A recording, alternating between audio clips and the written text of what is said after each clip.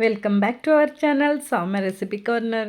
ನಾವಿವತ್ತು ಚೈಲ್ಡ್ಹುಡ್ನ most memorable ತಿಂಡಿ ಅಂತಲೇ ಹೇಳ್ಬೋದು. 90s ಕಿಡ್ಸ್ನ ವೆರಿ ಫೇವ್ರೇಟ್ ರೆಸಿಪಿ ಅಂತಲೇ ಹೇಳ್ಬೋದು. ಅದೇ ಹಾಲ್ಕೋವಾನ ಹೇಗೆ ಮನೇಲಿ ಈಸಿಯಾಗಿ ಮಾಡ್ಕೊಬೋದು ಅಂತ ನಾನು ಈ ವಿಡಿಯೋದಲ್ಲಿ ತೋರಿಸಿದ್ದೀನಿ. ನಿಮಗೂ ಕೂಡ ಈ ಹಾಲ್ಕೋವಾನ ನೋಡ್ತಾ ಇದ್ದರೆ ಚೈಲ್ಡ್ಹುಡ್ ಖಂಡಿತವಾಗ್ಲೂ ನೆನಪಾಗುತ್ತೆ. ತುಂಬಾ ಟೇಸ್ಟಿಯಾಗಿ ಮೂರೇ ಇಂಗ್ರೀಡಿಯೆಂಟ್ಸಲ್ಲಿ ಮಾಡ್ಕೊಬೋದು. ಇದನ್ನು ಹೇಗೆ ಮಾಡೋದು ಅಂತ ಇವಾಗ ನೋಡೋಣ ಬನ್ನಿ. ಮೊದಲಿಗೆ ನಾನು ಒಂದು ಪ್ಯಾನ್ ಇಟ್ಕೊಂಡಿದ್ದೀನಿ. ಆ ಪ್ಯಾನ್ಗೆ ನಾನಿವಾಗ 1.5 ಕಪ್ ಆಗೋಷ್ಟು ಕಡಲೆನ ಯೂಸ್ ಮಾಡಿದ್ದೀನಿ. ಇಲ್ಲಿ 1 ಕಪ್ ಅಷ್ಟೇ ತೋರಿಸಿದ್ದೀನಿ, ಬಟ್ ನಾನು 1.5 ಕಪ್ಪು ಯೂಸ್ ಮಾಡ್ತಾ ಇರುವಂತಹದ್ದು. ಇದನ್ನು ನಾವು ಲೋ ಫ್ಲೇಮಲ್ಲಿ ಇದನ್ನು ಹುರ್ಕೊಬೇಕಾಗತ್ತೆ.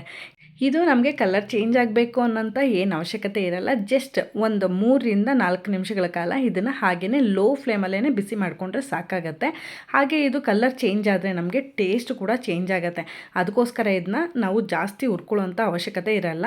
ಜಸ್ಟ್ 3 ನಿಮಿಷ ಇದನ್ನು ನಾವು ಲೋ ಫ್ಲೇಮಲ್ಲಿ, ಅಂದರೆ ಬೆಚ್ಚಗಿರಬೇಕು, ಉಗುರು ಬೆಚ್ಚಗೆ ಅಂತ ಹೇಳ್ತಾರಲ್ಲ, ಅಷ್ಟಾದರೆ ನಮಗೆ ಸಾಕಾಗತ್ತೆ. ಈ ಹಾಲ್ಕೋವನ ಮಾಡಲಿಕ್ಕೆ ನಮಗೆ ತುಂಬ ಟೈಮು ಕೂಡ ಬೇಡ. ಒಂದು 5ರಿಂದ 10 ನಿಮಿಷಗಳ ಕಾಲ ಇತ್ತು ಅಂದರೆ ಸಾಕು. ತುಂಬಾ ಬೇಗನೆ ಈ ರೆಸಿಪಿನ ನಾವು ಮಾಡ್ಕೊಬೋದು. ಇವಾಗ ನೀವು ನೋಡ್ತಾ ಇರ್ಬೋದು. ಇವಾಗ ನಾನು ಇದನ್ನು ಗ್ಯಾಸ್ ಸ್ಟವ್ನ ಆಫ್ ಮಾಡ್ತಾಯಿದ್ದೀನಿ. ಇಷ್ಟಾದರೆ ಸಾಕಾಗತ್ತೆ. ಇದನ್ನು ನಾನಿವಾಗ ಒಂದು ಪ್ಲೇಟಲ್ಲಿ ಹಾಕ್ಕೊಂಡು ಸ್ವಲ್ಪ ತಣ್ಣಗಾಗ್ಲಿಕ್ಕೆ ಬಿಡ್ತೀನಿ.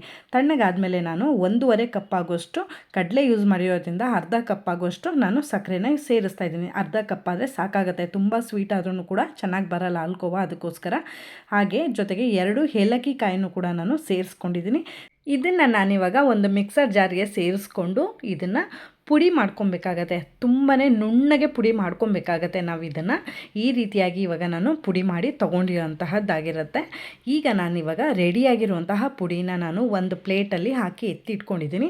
ಇವಾಗ ನಾನು ಒಂದು ಪ್ಯಾನ್ ಇಟ್ಕೊಂಡು ಪ್ಯಾನ್ಗೆ ನಾನು 1.5 ಕಪ್ಗೆ ಅರ್ಧ ಕಪ್ಪು ಸಕ್ಕರೆ ಹಾಗೆ ಅರ್ಧ ಕಪ್ಪು ತುಪ್ಪ ಬೇಕಾಗತ್ತೆ. ಮೆಜರ್ಮೆಂಟ್ ನೋಡ್ಕೊಳ್ಳಿ, ಕರೆಕ್ಟಾಗಿರುತ್ತೆ. ಇದು ಒಂದು ಚೂರು ಕೂಡ ಗಟ್ಟಿ ಬರಲ್ಲ ಹಾಲ್ಕೋವಾ, ತುಂಬಾ ಸಾಫ್ಟಾಗಿ ಬರುತ್ತೆ. ಅದಕ್ಕೋಸ್ಕರ ಈ ತುಪ್ಪನ ನಾವು ಜಸ್ಟ್ ಬಿಸಿ ಮಾಡಿದ್ರೆ ಸಾಕಾಗುತ್ತೆ. ಬಿಸಿ ಮಾಡಿಕೊಂಡು ಆ ಪ್ಯಾನ್ನ ನಾವು ಸಪ್ರೇಟಾಗಿ ಎತ್ತಿಟ್ಕೊಂಡು ಬಿಡೋಣ. ಗ್ಯಾಸ್ ಸ್ಟವ್ ಆಫ್ ಮಾಡ್ಕೊಂಡ್ಬಿಡೋಣ, ಓಕೆನಾ. ಇವಾಗ ನಾವು ಪುಡಿ ಮಾಡಿ ಇಟ್ಕೊಂಡಿರೋಂತಹ ಕಡಲೆ ಪುಡಿ ಇತ್ತು ನೋಡಿ, ಅದನ್ನು ನಾನಿವಾಗ ಸೇರಿಸ್ಕೊಂಡಿದ್ದೀನಿ. ಹಾಗೆ ಇದನ್ನು ಸೇರಿಸ್ಕೊಂಡು ಚೆನ್ನಾಗಿ ಮಿಕ್ಸ್ ಮಾಡ್ಕೊಬೇಕಾಗತ್ತೆ. ಹಾಗೆ ಇದೇನು ನಿಮಗೆ ಗಂಟಾಗತ್ತೆ ಅನ್ನೋ ಅಂಥ ಅವಶ್ಯಕತೆನೇ ಇರಲ್ಲ. ಇದು ಒಂದು ಚೂರು ಕೂಡ ಗಂಟಾಗಲ್ಲ. ಈ ರೀತಿಯಾಗಿ ನಾವು ಬಣ್ಣ ಚೇಂಜ್ ಆಗಿ ತುಪ್ಪದಲ್ಲಿ ಮಿಕ್ಸ್ ಆಗಬೇಕು. ಅಲ್ಲಿ ತನಕ ನಾವು ಇದನ್ನು ಹಾಗೆಯೇ ಮಿಕ್ಸ್ ಮಾಡ್ಕೊಬೇಕಾಗತ್ತೆ. ನೆನಪಿರಲಿ, ಗ್ಯಾಸ್ನ ಆಫ್ ಮಾಡ್ಕೊಬೇಕು, ಓಕೆನಾ. ಈ ರೀತಿಯಾಗಿ ನಾವು ಇವಾಗ ಎಲ್ಲನೂ ಕೂಡ ಮಿಕ್ಸ್ ಆಗಿದ ಮೇಲೆ ನೀವು ನೋಡ್ತಾ ಇರ್ಬೋದು ತುಂಬಾ ಎಷ್ಟು ಸಾಫ್ಟಾಗಿ ಬಂದಿದೆ. ಹಾಗೆಯೇ ಟೇಸ್ಟ್ ಕೂಡ ತುಂಬಾ ಸಖತ್ತಾಗಿ ಬರುತ್ತೆ. ಇದೇ ಮೆಥಡಲ್ಲಿ ನೀವು ಮಾಡ್ಕೊಳ್ಳಿ, ಓಕೆನಾ. ಇವಾಗ ನಾನು ಈ ರೆಡಿಯಾಗಿರೋಂಥ ಮಿಶ್ರಣನ ನಾನು ಒಂದು ಗ್ಲಾಸ್ ಬೌಲ್ಗೆ ಸ್ವಲ್ಪ ತುಪ್ಪನ ಸವರ್ಕೊಂಡಿದ್ದೀನಿ. ನಿಮ್ಮ ಹತ್ರ ಏನಾದ್ರು ಬಟರ್ ಪೇಪರ್ ಇತ್ತು ಅಂದರೆ ಖಂಡಿತವಾಗ್ಲೂ ಅದನ್ನು ಯೂಸ್ ಮಾಡ್ಕೊಳ್ಳಿ. ತುಂಬಾ ಈಸಿಯಾಗಿ ಬರುತ್ತೆ. ಇಫ್ ಇನ್ ಕೇಸ್ ನಿಮ್ಮ ಹತ್ರ ಬಟರ್ ಪೇಪರ್ ಇಲ್ಲ ಅಂದರೆ ಈ ರೀತಿಯಾಗಿ ನೀವು ಮಾಡ್ಕೊಬೋದು. ಒಂದು ಗ್ಲಾಸ್ ಬೌಲ್ಗೆ ಸ್ವಲ್ಪ ತುಪ್ಪ ಹಾಕ್ಕೊಂಡು ಇದನ್ನು ಚೆನ್ನಾಗಿ ಅದಕ್ಕೆ ಹಾಕ್ಕೊಂಡು ಒಂದೇ ಲೆವೆಲ್ಗೆ ಇದನ್ನು ನೀವು ಚೆನ್ನಾಗಿ ಸೆಟ್ ಮಾಡ್ಕೊಬೇಕಾಗತ್ತೆ. ಈ ಸೆಟ್ ಆಗಿರೋಂತಹನ್ನ ನೀವು ಫ್ರಿಜ್ಜಲ್ಲಿ ಇಡಬೇಕು ಅಂತ ಅವಶ್ಯಕತೆ ಏನೂ ಇಲ್ಲ. ಜಸ್ಟ್ ಒಂದು ಅರ್ಧ ಗಂಟೆ ಇದನ್ನು ನೀವು ನಾರ್ಮಲಾಗಿ ಬಿಟ್ಟರೆ ಅದು ಚೆನ್ನಾಗಿ ಸೆಟ್ ಆಗುತ್ತೆ. ಆ ಸೆಟ್ ಆಗಿದ ಮೇಲೆ ನಾವು ಈ ರೀತಿಯಾಗಿ ಒಂದು ಚಾಕುನಲ್ಲಿ ಇದನ್ನು ಹಾಲ್ಕೋವಾ ಶೇಪ್ಗೆ, ಅಂದರೆ ಸ್ಕ್ವೇರ್ ಶೇಪ್ಗೆ ನೀವು ಇದನ್ನು ಕಟ್ ಮಾಡಿ ಇಟ್ಕೊಂಡ್ರೆ ಸರಿ ಹೋಗುತ್ತೆ. ಈ ರೀತಿಯಾಗಿ ನೀವು ನೋಡ್ತಾ ಇರ್ಬೋದು, ಗ್ಲಾಸ್ ಬೌಲ್ ಆಗಿರೋದಕ್ಕೆ ನಾನು ಇದನ್ನು ಈ ರೀತಿ ತೆಗಿಬೇಕಾಗತ್ತೆ. ಆದರೆ ಬಟರ್ ಪೇಪರ್ ಆದರೆ ನಿಮ್ಗೆ ಈಸಿಯಾಗಿ ತೆಗಿಬೋದು. ಅದಕ್ಕೋಸ್ಕರ ನೀವು ಬಟರ್ ಪೇಪರ್ ಇತ್ತು ಅಂದರೆ ಖಂಡಿತವಾಗ್ಲೂ ಅದನ್ನೇ ಯೂಸ್ ಮಾಡಿ, ಓಕೆನಾ.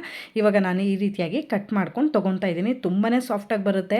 ನೀವು ನೋಡ್ತಾ ಇರ್ಬೋದು ಎಷ್ಟು ಸಾಫ್ಟಾಗಿದೆ ಅಂದರೆ ಬಾಯಲ್ಲಿ ಇಟ್ಟ ತಕ್ಷಣ ಕರಗೋಗುತ್ತೆ ಹಾಲ್ಕೋವಾ, ಅಷ್ಟು ಚೆನ್ನಾಗಿರುತ್ತೆ.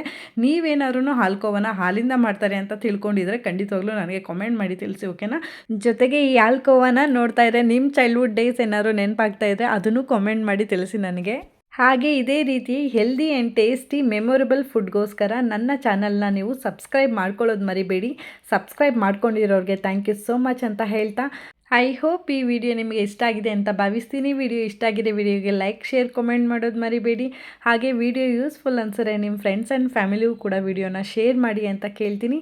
ಹಾಗೆ ಮುಂದಿನ ರೆಸಿಪಿಯೊಂದಿಗೆ ಸಿಗೋಣ. ಅಲ್ಲಿವರೆಗೂ ನನ್ನ ಪ್ರೀವಿಯಸ್ ವಿಡಿಯೋನ ಚೆಕ್ಔಟ್ ಮಾಡ್ತಾಯಿರಿ. Thank you so much for watching this video. Stay tune.